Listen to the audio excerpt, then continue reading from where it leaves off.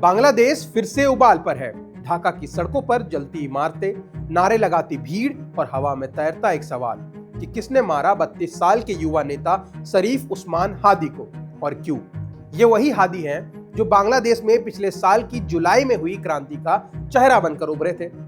Dhaka university से पढ़े लिखे, सत्ता के हर खेल से नाराज और एक नई पीढ़ी की आवाज बनकर उभरे, जो ना सिर्फ आवामी लीग बल्कि पूरे के पूरे पारंपरिक राजनीतिक ढांचे को ही खुली चुनौती दे रहे थे। यह घटना ढाका की भीड़ भाड़ वाली सड़क पर मोती झील के पास हुई, जब नकाबपोश हमलावरों ने उनके सिर के पास गोली मारी। उसके बाद उन्हें खून से लथपथ हालत में अस्पताल ले जाया गया, फिर सिंगापुर एयरलिफ्ट किया गया। लेकिन 6 दिन बाद उनकी मौत की खबर ने पूरे देश को झंझोर कर रख दिया और बांग्लादेश की राजनीति की जमीन फिर से हिल गई। उनकी मौत के बाद जैसे ही ये खबर फैली, ढाका और दूसरे शहरों में प्रदर्शनकारी सड़कों पर उमड़ आए। मीडिया हाउस पर हमले हुए, इमारतों में आग लगा दी गई और जो गुस्सा पहले बेरोजगारी, भ्रष्टाचार और अन्याय पर था, वो अब सीधा सत्ता और बाहरी दखल पर सवाल उठाने लगा। हादी जिस इनकलाब मंच के संयोजक और प्रवक्ता थे, उसने बयान जारी कर कहा कि हादी भारतीय वर्चस्व के खिलाफ संघर्ष कर रहे थे और इसीलिए शहीद हुए। इस बयान ने अचानक भारत का नाम भी इस तूफान में खींच लिया है, जिससे माहौल और भड़क उठा। और जैसा कि हर बार होता है, सोशल मीडिया पर कुछ स्थानीय रिपोर्टर्स ने बिना सबूत के ये दावा उछाला कि हमलावर या तो भारतीय थे या फिर भारत की मदद से ही भाग निकले।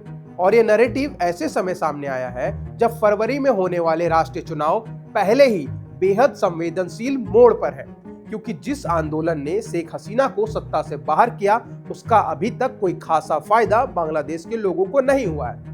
और पहले से ही शेख हसीना का भारत में होने के कारण एक भारत विरोध की लहर मौजूद है। तो अब मुख्य सवाल यह है कि इसका भारत पर क्या असर पड़ेगा। तो इसको ध्यान में रखते हुए बुधवार को भारत ने बिगड़ती सुरक्षा स्थिति, विशेष रूप से भारतीय राजनयिक मिशनों पर लक्षित खतरों पर गंभीर चिंता व्यक्त करने के लिए नई दिल्ली में बांग्लादेश के उच्चायुक्त को तलब किया और कर्मचारियों की सुरक्षा को लेकर आशंका जताई।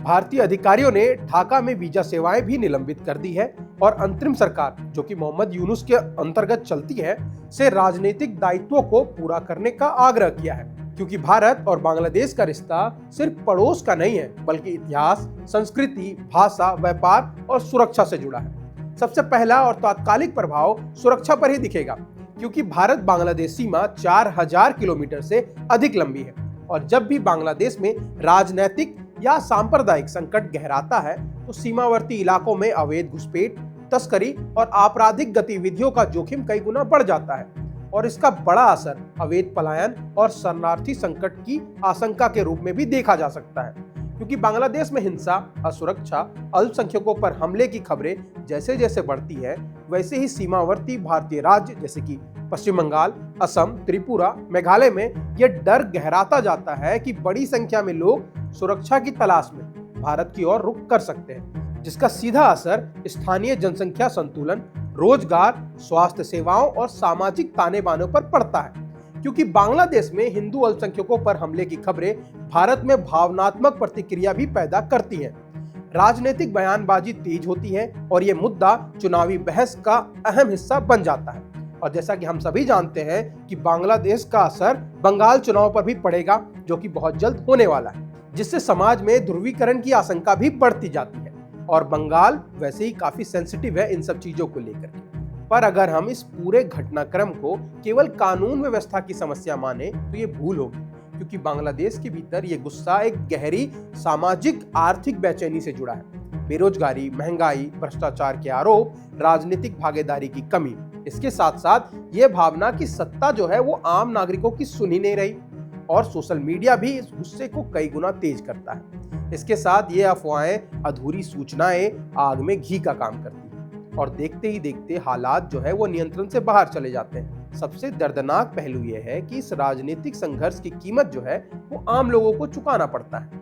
वो लोग जिनका ना सत्ता से लेना देना है, ना ही किसी आंदोलन की रणनीति से, लेकिन जिनके घर, दुकानें और जान इस उबाल की भेंट चढ़ रहे हैं। हिंदू अल्पसंख्यकों के लिए यह संकट सिर्फ एक और हिंसा की लहर नहीं है, बल्कि अस्तित्व की चिंता बनकर उभरा है। क्योंकि हर बार जब राजनीतिक अस्थिरता आती है, सबसे पहले निशाना वही बनते हैं। ये किसी भी देश में यही पैटर्न अपनाया जाता है। अल्पसंख्यकों को पहले निशाना बनाया जाता है और यही कारण है कि भारत में भी इस मुद्दे पर बहस तेज है। संसद से लेकर सड़कों तक सवाल पूछे जा रहे हैं कि आखिर पड़ोसी देश में हिंदुओं की सुरक्षा की गारंटी कौन लेगा। पर कूटनीतिक स्तर पर भारत जो है वो बेहद संतुलित रुख अपनाए हुए है। एक और वो बांग्लादेश की संप्रभुता और आंतरिक मामलों का सम्मान करने की बात करता है, तो दूसरी ओर अल्पसंख्यकों की सुरक्षा और लोकतांत्रिक मूल्यों की रक्षा पर भी चिंता जताता है।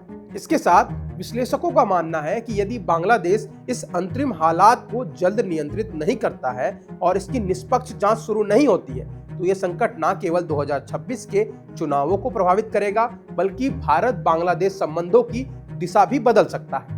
तो आज बांग्लादेश एक ऐसे चौराहे पर खड़ा है जहां एक रास्ता संवाद, सम्मेलन, स्थिरता की ओर जाता है, जबकि दूसरा रास्ता जो है वो हिंसा, ध्रुवीकरण और क्षेत्रीय अस्थिरता की ओर जाता है।